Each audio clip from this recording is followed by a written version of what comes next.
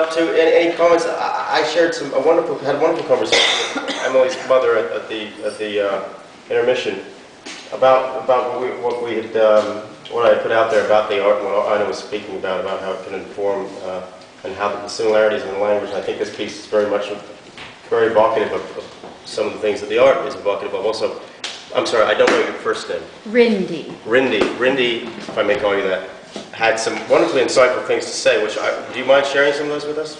That's fine. Yeah, it was really kind of interesting how she put the things together. So tell us a little bit about what you were saying. I think it's worthwhile hearing. Hi, I'm Rindy Higgins. I was looking at some of the photographs of the architecture over here, and I was a little embarrassed. I was talking to somebody next to me, and I said, I've never heard of brutalism movement before. Who is that? And I started to look at some of these photographs, and the architecture really struck me as being in sync with and supportive of this writing. And I was blown away by the starkness of those buildings, the oblique lines and angles, but they all had windows. And there was a beautiful aloneness, and then yet also a feeling of reconciliation and warmth about those pictures. So that's the feeling that I have. Nice. Thank you. I asked you to come up here because I couldn't have said it half as good. Maybe we'll bring you in when we have to do the next prompt. I wanted to open it up to any comments or questions or suggestions or anything from you guys, either on that, in that vein, or to the writers, for the writers, for Ina and myself, or the actors. Anyone have anything they want to ask or suggest? Would or you dance? Share. To the writers, do these kinds of prompts and a deadline and the idea that you might make some money, did they motivate you more? Did you feel like you had something going?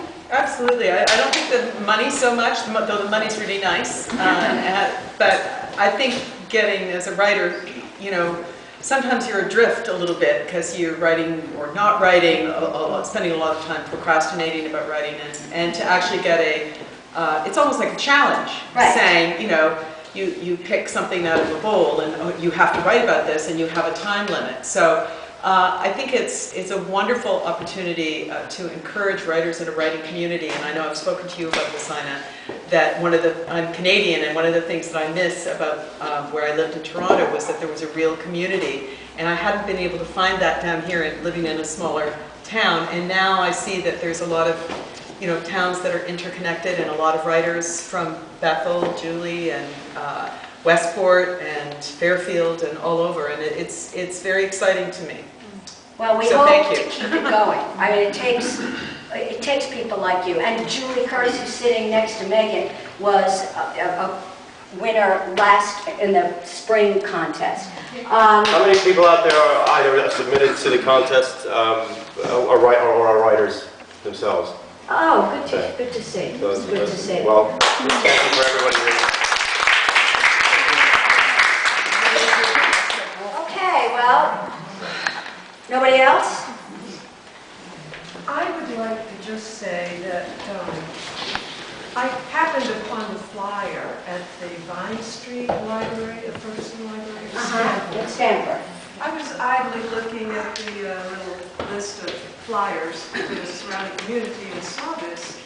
And when I looked at the long explanation of what brutalism was all about, and saw that there was a competition, I thought, that's my story. They're telling my story. And so I did this, the first time I've ever done anything like this, and I thought, I have wanted to say something about the story that I wrote for a very long time. But the clarity of the guidelines wrote the story for me. Oh. And I appreciate that. Thank you. Hey, thank you. Thank you. What were you saying? This is the last time you see that. So you submitted a piece. Yes. What was the piece? Just My Magical Houseboat on Wheels. Okay. Yeah. Okay, great. Well, thank you. I appreciate it. If we could name every one of them, we would. So, yes, Is there a way of putting a link, I didn't submit, so I'm not saying it for myself, but is there a way of reading the other pieces that you felt were? well, we're talking about that.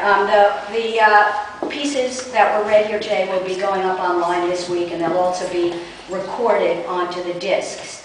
You have to ask the resident geek.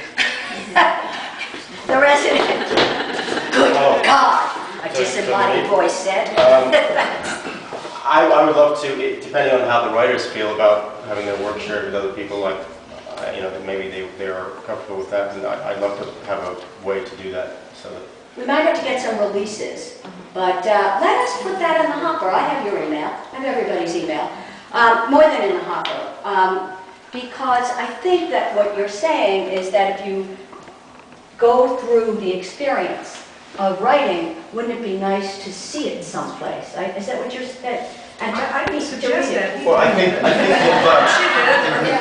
I'd like to know more. It's such the bleakness, especially the first piece with the trees, that was so it was so bereft, and to come to a place where it's just a treat, especially in this time when things are so difficult to read. Well, those will definitely be online within the week, Nancy? Yes. Within the week, and as soon as we're all linked to each other, those will be online.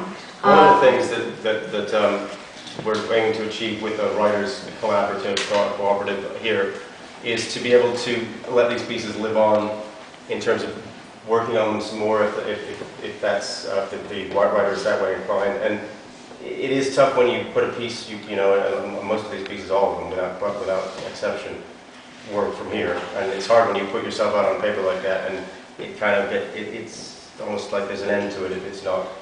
If you're not acknowledged as one of the winners. Or I don't like to use the word winner because I think everyone's everyone who writes there's no winners and losers, but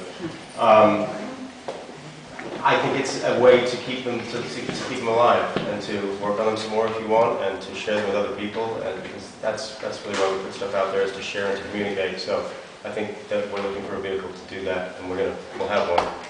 So. Thank you.